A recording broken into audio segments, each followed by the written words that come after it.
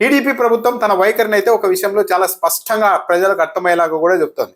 YCP నాయకుల మీద కేవలం కక్ష సాధింపుకు దిగడమే కాకుండా మేము కక్ష సాధింపుతోనే ఇవన్నీ చేస్తూ ఉన్నాం, వైసీపీ వాళ్ళని వేధించాలని మేము చేస్తూ ఉన్నాం, మమ్మల్ని ఎవరైనా ప్రశ్నిస్తే అందరికీ కూడా ఇదే గతి పడుతుందని మీ అందరికీ వివరించడం కోసమే మేమంతా ఇవన్నీ చేస్తూ ఉన్నాం అని పబ్లిక్ కి మొత్తం అర్థమయ్యేలాగా రాజకీయాన్ని నడుపుతోంది తెలుగుదేశం పార్టీ ప్రభుత్వం. చంద్రబాబు నాయుడు గారిని దూషించారంటూ అంబటి రాంబాబు గారిని తొలుత అరెస్ట్ చేసేశారు.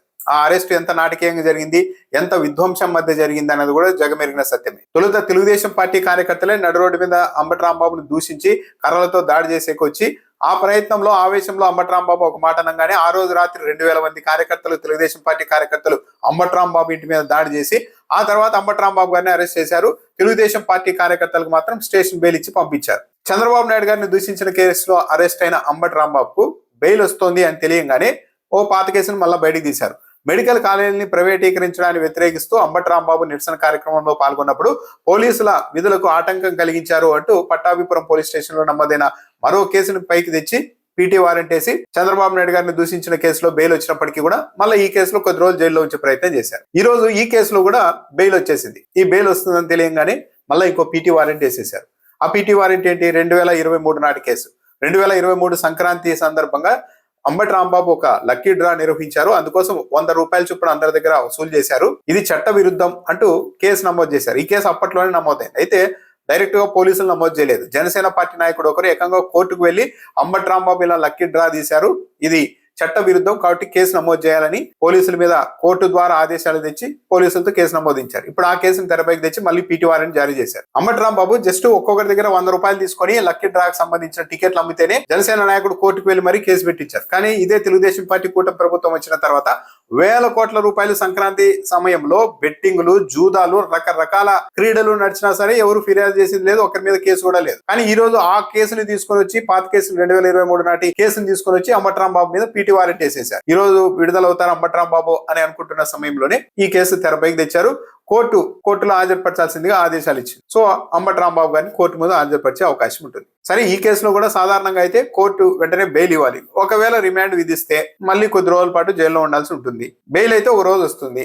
దీనికేం 6 నెలలు, సంవత్సరం జైల్లో ఉండాల్సిన అవసరం లేని కేసులు ఇవన్నీ. అంటే తెలుగుదేశం పార్టీ ప్రభుత్వం ఏంటి, మేము కక్ష సాధిస్తున్నాం, చిన్న చిన్న కేసులు అయినా సరే మాతో ఒకసారి పెట్టుకుంటే, ఒకసారి మేము అరెస్ట్ చేశామంటే ఆ కేసుతో మీ అందరినీ వదిలిపెట్టాం. ఇలా రిపీటెడ్ గా పాత కేసులు, కొత్త కేసులు, ఇంకా దారుణం ఏంటంటే చంద్రబాబు నాయుడు గారిని దూషించినారు అంటూ అంబటి రాంబాబుని అరెస్ట్ చేయడంతో పాటు మళ్ళా రాష్ట్ర వ్యాప్తంగా 33 ప్రాంతాల్లో కేసు పెట్టారు. తెలుగుదేశం పార్టీ కార్యకర్తలు ఫిర్యాదు ఇవ్వడం, పోలీసులు నమోదు చేయడం. అంటే ఏం ప్లాన్ చేశారు?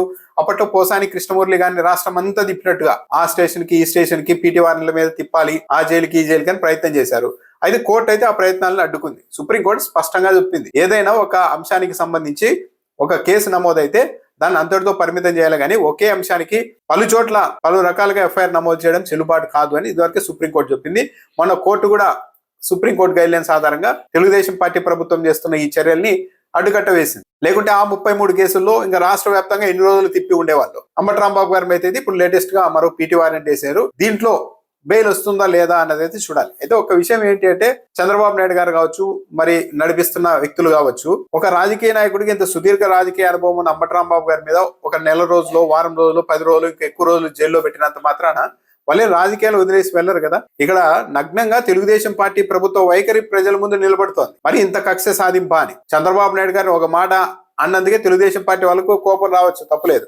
కానీ న్యూట్రల్ గా ఉంటూ, తటస్థంగా ఉంటూ రెండు పక్షాల వైపు ఏం జరుగుతోందని చూస్తున్న ప్రజలకు అర్థమవుతోంది కదా. 2000 మంది కర్రలు తీసుకొని వెళ్లి దాడులు చేసి బీభత్సం సృష్టించి 5-6 గంటల పాటు లోపల ఆడవాళ్ళు ఉన్నా సరే వాళ్ళని బయటకు కూడా రాకుండా నిర్బంధిస్తే పోలీసు వ్యవస్థ, రాష్ట్ర ప్రభుత్వం అంతా ఏమీ తెలియనట్టు ఉండిపోతే ఆ రోజు ఆ ఘటన చూసిన తర్వాత రాష్ట్ర ప్రజలకందరికీ అర్థమైంది కదా ఈ పోలీసులు, ప్రభుత్వం ఏ విధంగా ఎటువైపు పనిచేస్తోంది అన్నది. ఇంత చూసిన తర్వాత కూడా వాళ్ళంటి విధ్వంసానికి వచ్చిన వాళ్ళందరికీ స్టేషన్ బెయిల్ ఇచ్చి అంబటి రాంబాబుని అరెస్ట్ చేసి చంద్రబాబు నాయుడు గారిని దూషించడం తప్పు కదా, అందుకే మేము చర్యలు తీసుకుంటూ ఉన్నాం అని ప్రభుత్వం ఎంత వాదించుకున్నా న్యూట్రల్ గా ఉంటూ చూస్తున్న పబ్లిక్ అర్థమవుతోంది. ఏదో ఒక అరాచకం దిశగా ఈ రాష్ట్రాన్ని నడిపిస్తూ ఉన్నారు. ఆ మరుసటి రోజే జోగి రమేష్ గారి ఇంటి మీద ఏకంగా పెట్రోల్ బాంబులు, యాసిడ్ బాటిల్ విసిరిన తర్వాత తెలుగుదేశం పార్టీకి లా అండ్ ఆర్డర్ గురించి మాట్లాడే అర్హత లేకుండా పోయింది ఆ రోజు నుండి. సో ఇప్పుడు అంబటి రాంబాబు గారి మీద మళ్ళీ రేపు కోర్టులో హాజరుపరిచిన రిమాండ్ ఇస్తే ఇవ్వచ్చు, మళ్ళీ కొద్ది రోజులు, వారము 10 రోజులు ఉండొచ్చు, బెయిల్ అయితే వస్తాయి. లేదంటే కోర్టే డైరెక్ట్ గా బెయిల్ ఇచ్చేయచ్చు. కానీ ఇవన్నింటి వల్ల అంబటి రాంబాబుకు వచ్చిన నష్టం ఏం లేదు. కొద్దిగా ఇప్పుడు ఇబ్బందులు ఉంటాయి ఆయనకి, జైల్లో ఉండాల్సి ఉంటుంది. కానీ ఓవరాల్ గా పిక్చర్ చూసినప్పుడు తెలుగుదేశం పార్టీ మొత్తం ఇలాంటి అంశాలకు భారీ మూల్యం వచ్చే ఎన్నికల్లో చెల్లించుకుంటుంది.